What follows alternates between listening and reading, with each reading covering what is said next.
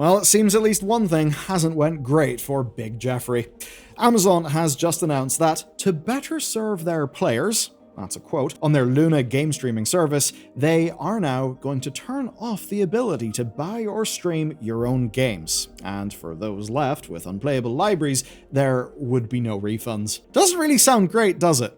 You see, 4 years ago, Amazon wanted to offer you the future for gaming. A way to bypass the need for a console, but without hurting game ownership. Ownership in air quotes, because licenses. But hell, they even got the likes of GOG on board, letting people access PC gaming without ever needing a PC. Sounds fairly nifty, but now they've shown us the cost. And that is that when you don't own your own hardware, you are just waiting for the people in control to hit the kill switch and to leave you with a library of games that you cannot play. And this is not just a little story about how, oh, you'll own nothing and you'll like it. This is actually something far worse, that you can actually own your games, air quotes, own, and just be left with no way to play them. So let's get stuck in. Now, if your response to this video was, wait, what? Amazon has a game streaming service? Yeah, actually. It started in 2020, where Luna launched in beta as a streaming subscription service. Basically, Amazon Prime Video, but for a library of video games and with a similar channel-based model. So you would pay for a channel, say the Ubisoft channel, just like you'd buy your Paramount Plus. It even had its own controller. You could play through any screen. It was on tablets. It was on smart TVs, and like most Amazon things, it was fine. It worked. It was relatively cheap, and over the next 5 years, it came to many, many different countries. But in 2022, they took away the beta. The service launched fully, and with that, they did something new. So, aping one of their competitors, GeForce Now, they would let you play your own video games through their service if you had the right accounts be linked up. But of course, Amazon's strengths don't stop there. They are good at stores, they know about leverage, they know about scale, so they went further. And they used that scale to cut deals and to build custom integrations. And that meant that on Luna, you could play your existing Ubisoft game, or you could actually buy new games from Luna itself. So you could get ownership of games, asterisk, licensed to play a game, that is independent of needing expensive hardware. And by 2024, the ownership angle had actually gotten stronger, like actually stronger, because it was in the form of a GOG store right from the Luna service that is still DRM free. You could buy Cyberpunk, own Cyberpunk, and play Cyberpunk even if your PC could not meet the recommended specs.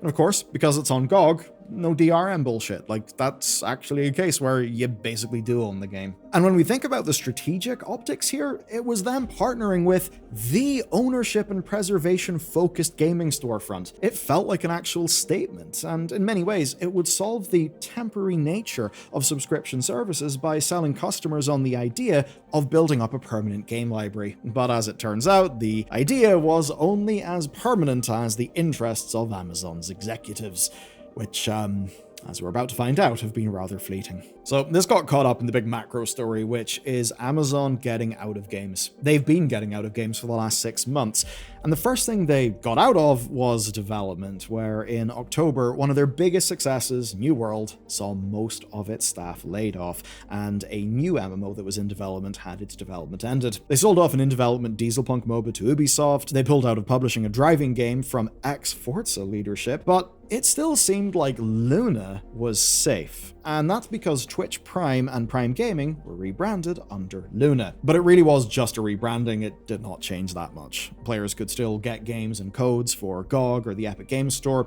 Your Amazon Prime subscription would now give you access to Luna streaming by default, which basically meant it looked like Amazon was putting all of their eggs in the Luna basket and having that basket be tied to Amazon Prime. But it now turns out we really overestimated how big that basket was. Now, this was first flagged up through emails that were sent to subscribers. And what has happened is that Amazon has announced that as of April 10th, they've come up with, quote, a better way to serve their players.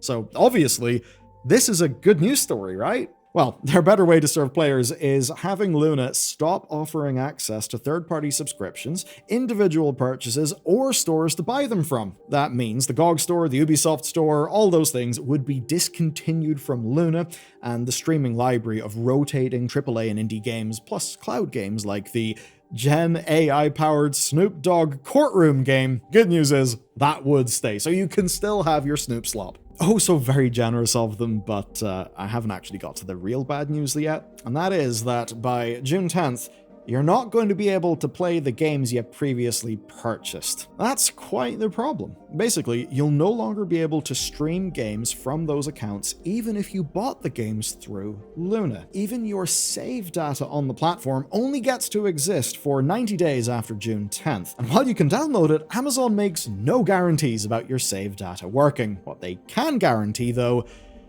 is that you'll get no refunds for any of it. Why are there no refunds? Well, because in paper, these games are still playable. You can still run your Ubisoft or GOG games through another platform. You know, the other platform that you probably don't have because that's why you're playing on Luna in the first place. So that's pretty bad, but hey, it's a great thing that PC gaming is so very financially accessible right now.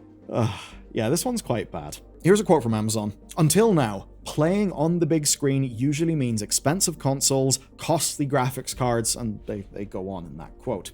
Now, that is what Jeff Gaddis, the GM of Amazon Luna, was claiming whenever they announced their October rebrand. Basically, that Luna was built to solve that problem of needing a big expensive GPU. And look, in many ways, that's actually how Luna worked. The principle that getting a PC or a console at the right specs would cost serious money, especially if you wanted to play the newest games, was an issue, and Luna would mean that you didn't have to do that. It was a decent way to play games as long as your internet held up. So if that's what they were saying a handful of months ago, what's different now? Amazon made these changes knowing that the games market was kind of shifting.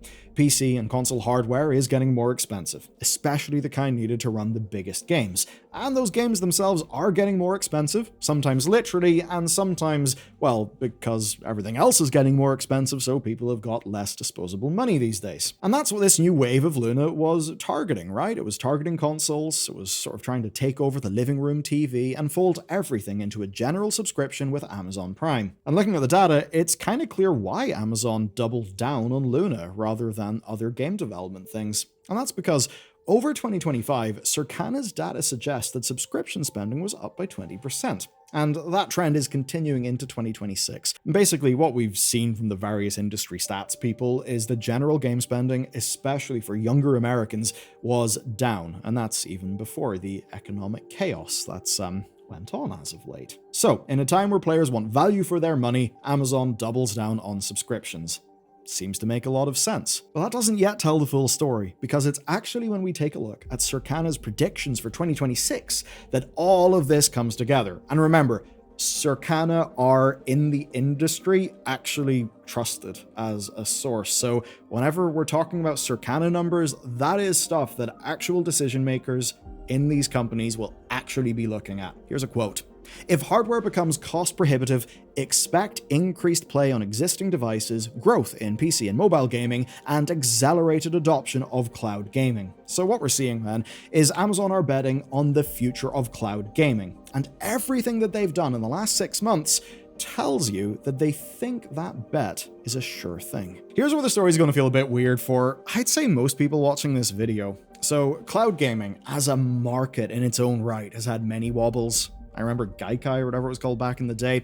Most recently, though, there's the fall of Google Stadia in 2022, which truly does feel a vast period of time in the past. History's moving too quickly. Anyway, at that time, Google had tried to build a big platform, just kind of like the console makers did, and Google had big, high-profile executives attached to it. They had first-party studios as the bedrock of their plan. Just think of all the acquisitions Google made. Obviously, it didn't work, and that's partially for Google's own internal chaos, but also because most of the US and large chunks of the rest of the world aren't really set up for a future where streaming beats just running a game on your own hardware. Now, of course, there's another service in existence, GeForce Now. That gives you access to much of your own library, but you have to build that library yourself off-platform. But unfortunately for it, it's relatively messy to make work for non-technical users. Look, I know you might think, oh come on, that is so simple, it will take no time. Well, that's because you know what to do. And often with non-technical users, it's not the literal steps that are the problem,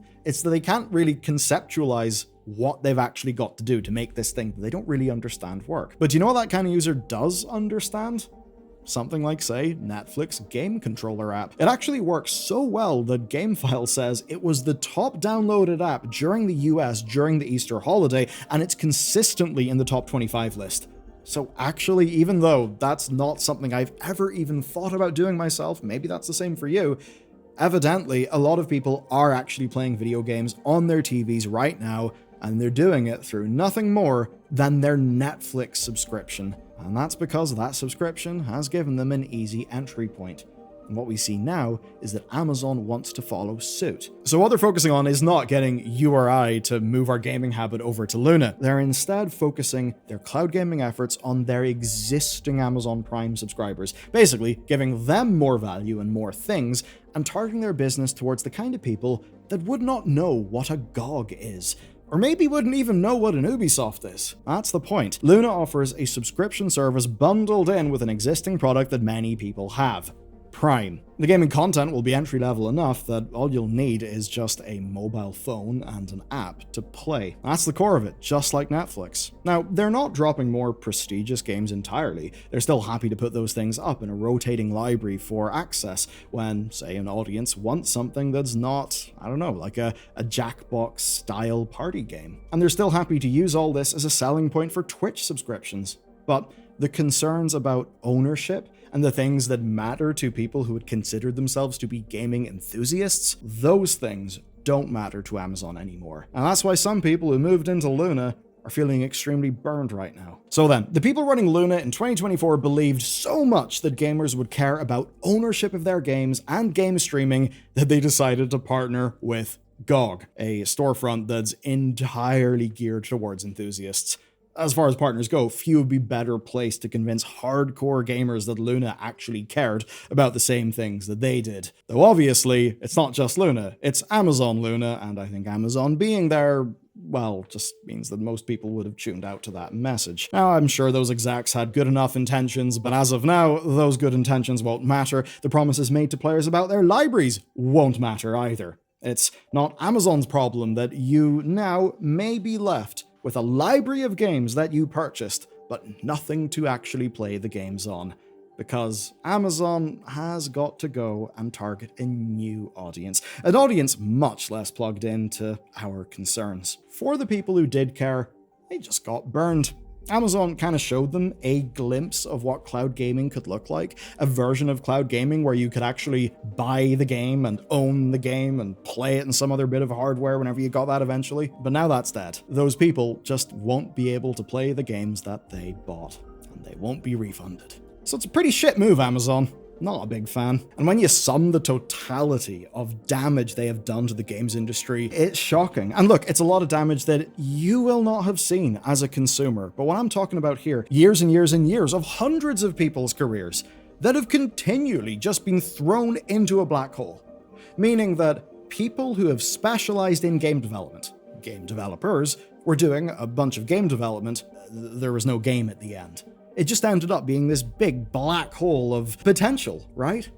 They have done so much damage, and fundamentally, it's why a company at a scale like Amazon just can't be trusted with something like, say, gaming. Because it's just not important enough for them to do right. And when it doesn't go right, they're more than happy to just cut it and move on. I think a world where companies like this become more involved in gaming is actually a worse world for gaming. But it's not the only story of promises being broke. Imagine, right? You're not getting paid the money you're supposed to be paid for months, and then the CEO sends you a message saying, hey, you've done the right thing by keeping quiet about this. Well, that's the next story you can watch in this video. It's quite a spicy one.